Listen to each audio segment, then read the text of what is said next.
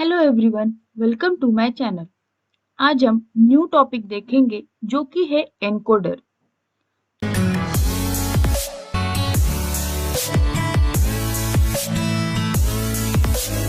तो सबसे पहले एनकोडर होता क्या है? Encoder, the circuit that converts binary code to decimal number. इसमें एक कोडिंग की प्रोसेस होती है। अब सबसे पहले देखो कि सपोज हमने एक एग्जांपल लिया है कंप्यूटर। तो हम कंप्यूटर को क्या करते हैं? कुछ इनपुट देते हैं। वो इनपुट कैसे देते हैं? तो कुछ नंबर्स के जरिए, अल्फाबेट्स या फिर कुछ स्पेसिफिक कैरेक्टर्स, स्पेशल कैरेक्टर्स हम यूज करते हैं।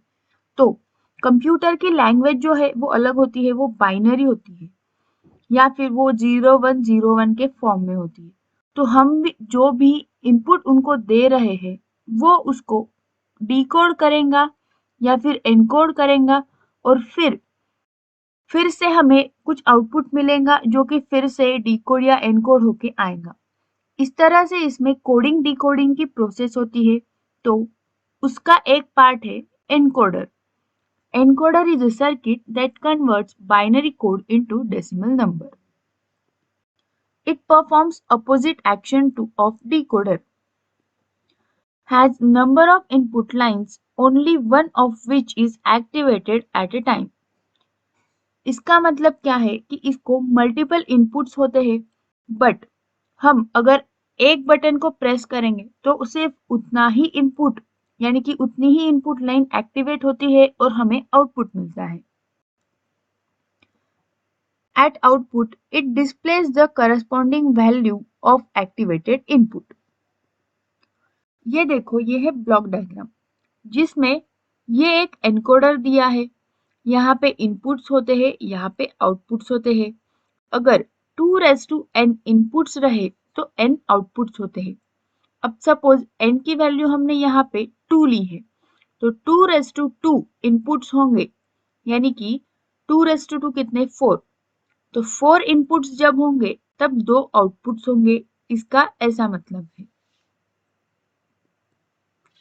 अब टाइप्स ऑफ एनकोडर, तो पहला है प्रायोरिटी एनकोडर, फिर है decimal to BCD encoder, octal to binary encoder, hexadecimal to binary encoder. ये है 4 टाइप्स ऑफ एनकोडर। इसमें से हम प्रायोरिटी एनकोडर और डेसिमल टू बीसीडी एनकोडर देखेंगे।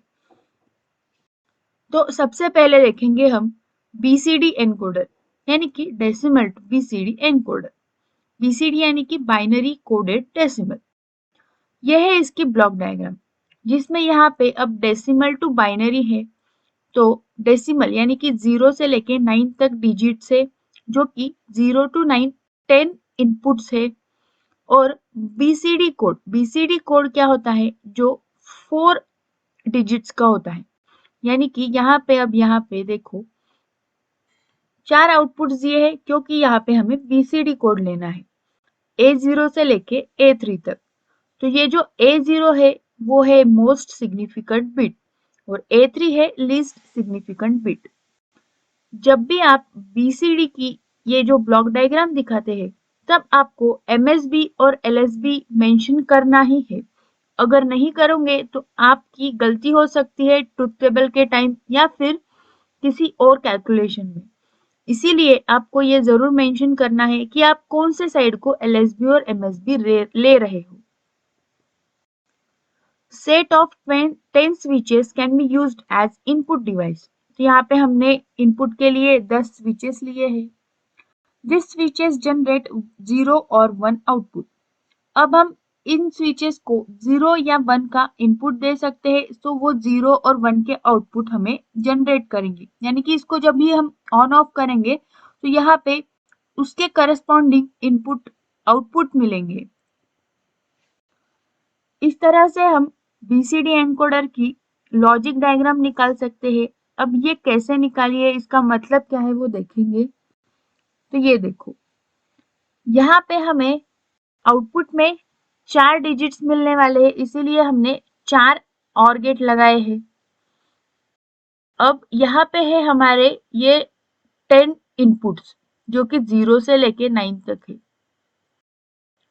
अब हम जब 0 को प्रेस करेंगे तब हमें यहाँ पे आउटपुट मिलेगा इस लाइन पे, बट जब भी हम 0 को प्रेस करेंगे तो आउटपुट में हमें क्या मिलना चाहिए, 0 0 0 0।